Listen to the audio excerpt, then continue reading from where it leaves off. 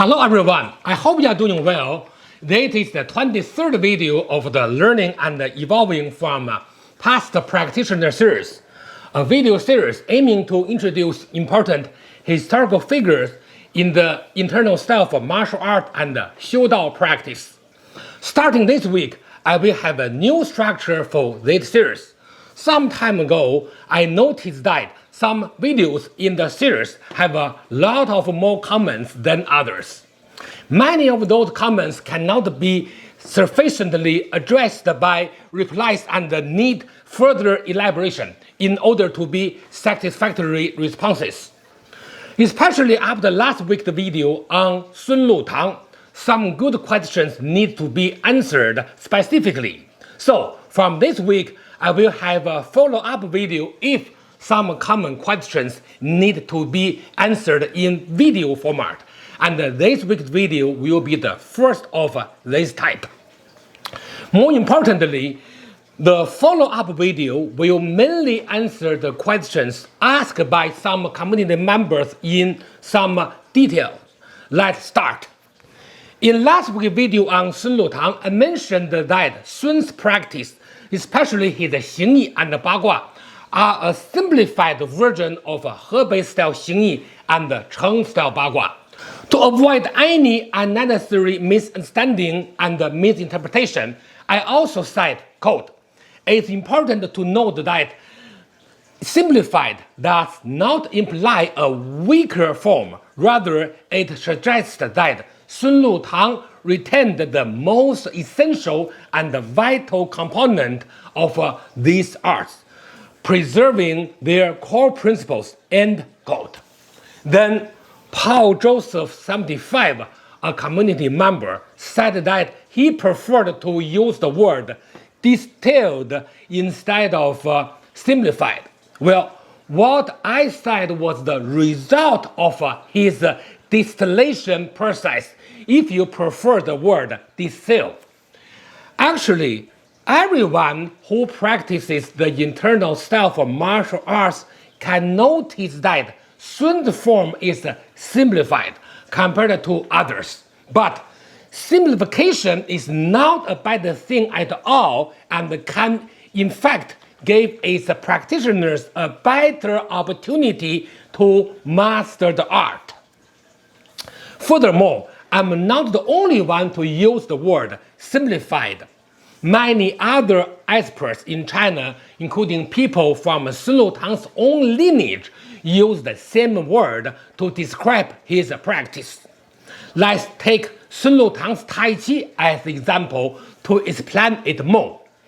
Sun-style Tai Chi is the most complicated one in terms of its movement compared to his Xingyi and Bagua.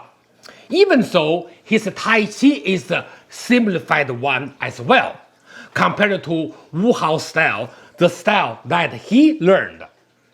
You don't have to take my word for it. Let's look at a quote from Sun Wanrong, the granddaughter of Sun Lutang. Sun Wanrong, an expert in Sun-style Tai Chi and a retired university professor in sport education in Beijing, said, translated quote, "Sun-style Tai Chi is actually quite interesting and very simple. My grandfather removed all the difficult movements. Those are easy to cause injury, and the higher jumping techniques, and the moves that require prolonged balance.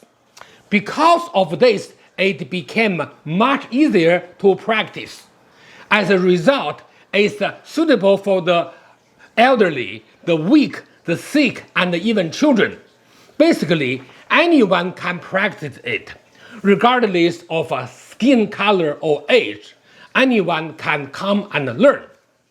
The characteristics of his Tai Chi are the integration of three internal martial arts, Tai Chi, Xingyi, and Bagua, continuous transitions between opening and closing movement, and a stepping method of advancing with follow-up and retreating with full withdrawals.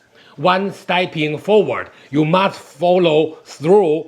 One stepping back, you must withdraw as well. These is precisely the essence of combining the three styles, Xingyi, Bagua, and Tai Chi. Sun style Tai Chi retains the internal functionality of Xingyi and Bagua, but does not adopt their external forms. Its form remains that of Tai Chi. Therefore, his style does not require you to squat very low from the perspective of unifying form and function. This approach allows you to stand a bit higher. If you have leg problems or are unwell, you can still stand even higher and use your mind or intention to control your legs. That is, simply direct your mind to your legs. In this way, it's suitable for everyone to practice, even those who are sick. The movements in his forms were ultimately simplified to the extreme, to the point where if you simplified them any further, there won't be nothing left. Thus, his style is one of utmost simplicity. Such a simplified form can lead to the highest Tao. Simple words can convey the deepest principles, that is Tao. Therefore, form and principle cannot be separated. End translated code. Now, let's watch the video in Chinese. By the way, I got this video from a friend of mine in Beijing. He knows Sun Wanrong in person. It is great information since it helps practitioners understand the history of Sun Lutang's Tai Chi. For those who understand Chinese, it is also a good opportunity to practice your Chinese. 这是第一个问题啊，孙氏太极拳说起来挺有意思，很简单。他是爷爷把这个难的动作，把这个容易伤到自己的动作、腾空的动作、持久平衡的动作，他都取消了。这样的话练起来就比较容易。也正是这样的一个结果，有适合于老弱病儒，什么人都可以来学，不分皮色，不分颜色，面孔的颜色，不分年龄都可以来学。它的拳的特点呢，是三拳合一，开合承接，进跟退射，进步必跟，退步必撤。这正是形意八卦三拳合一的主要的内容。它有它的性能，但并不采取它的形式。它的形式仍然与太极拳的形式圆里头求生活的这样的一个动作。所以它的拳呢，不要求你蹲得特低。从体用结合上来讲，他这样做呀，你可以站高一点。如果你腿有问题、有病，你仍然可以再站高点，用意念来控制你这个腿。你去用意念想到你的腿是怎么样，所以这样的话呢，就可以适合所有的人，病号也好，什么人都可以来练。他的拳是最后他就减到了到什么程度，那也是极致了，也就是再减就没有了。所以简约之事可以通，至通之道啊，这个至高之道、至深之道都可以什么？就说这可以通道。浅的语言可以通至深之理，也就是说可以通到道理。所以拳跟理是不能分的，必须得有理论。所以也有。With access to this kind of information, we can also see and understand the real reason behind Sun Lutang's simplification process. We need to know the truth, the history, the direct information, and not just some feel-good, sugar-coated embellishment or speculation.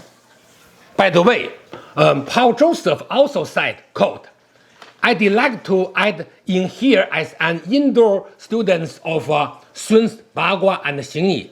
First, let me say that I enjoyed this channel, and when I first met Hai a few years back, he invited me for tea at his house and was very hospitable. We talked for many hours, and generous giving. I'm a Westerner, end quote. Well, sorry, I can't recall who you are. as I always have visitors. If you want, please share a photo of yourself with me. Most likely, I will recall our meeting. Also, wide-minded people, I do not pay attention to their skin color, age, or appearance, but only focus on the topics that we discuss. As a visible minority living in the West for 25 years, I have a really hard time with the term Westerner. When I was in China, we used the term Westerner for people from the United States and some part of Europe. But now that I live in Canada, I'm really confused by this word. Anyway, thank you for giving me this chance to rethink the meaning of this word. I have to say that since you left the public comments on my video, I have to answer it for you publicly as well. Of course, there are some comments that are not worth answering here, as they are honestly very childish. Let's move on to the next question. Another community member, Cesar Escalante, says, quote, "When I look at Sun Lutang's Tai Chi, I can't help but wonder where the Xingyi and Bagua elements are. I mean, his Tai Chi looks almost identical to Wu Hao as per expect for the He Shou Xue and the Dan Bian Xue movements. Could you please answer this question?" End quote. Well, I really did not want to talk about this topic in my first video, but since some other community members also asked me this question, I'd like to share some historical information with you.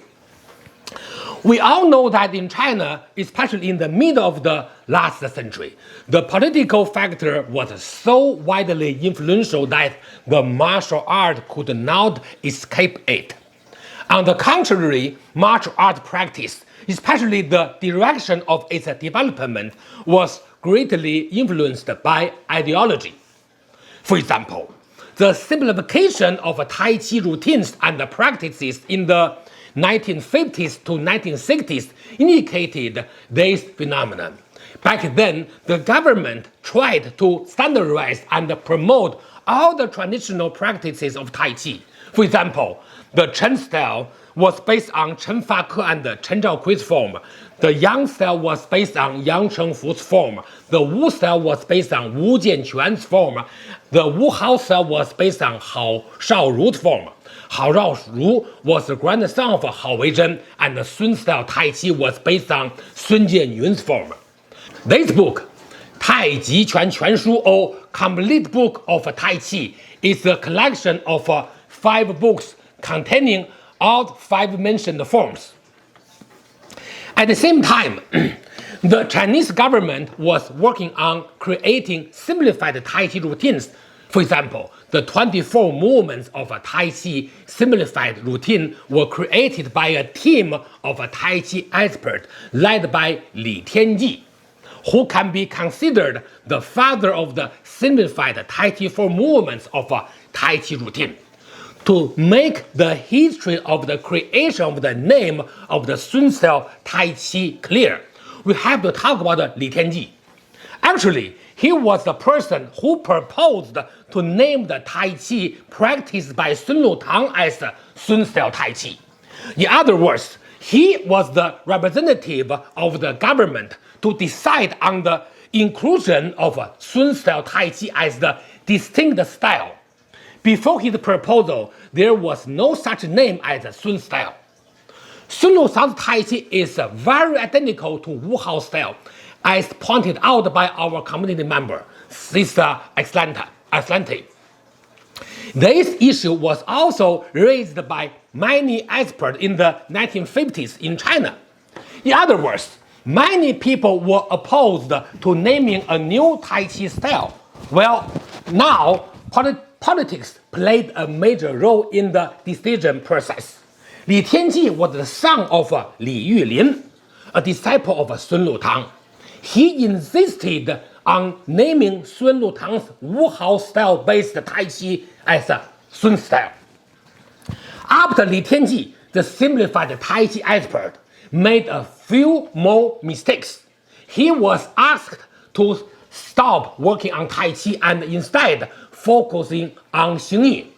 Then this book, titled Xingyi 全术 or Xingyi martial art, was written by him based on his father's script. This is a good Xingyi book written by a person who previously worked on Tai Chi simplification.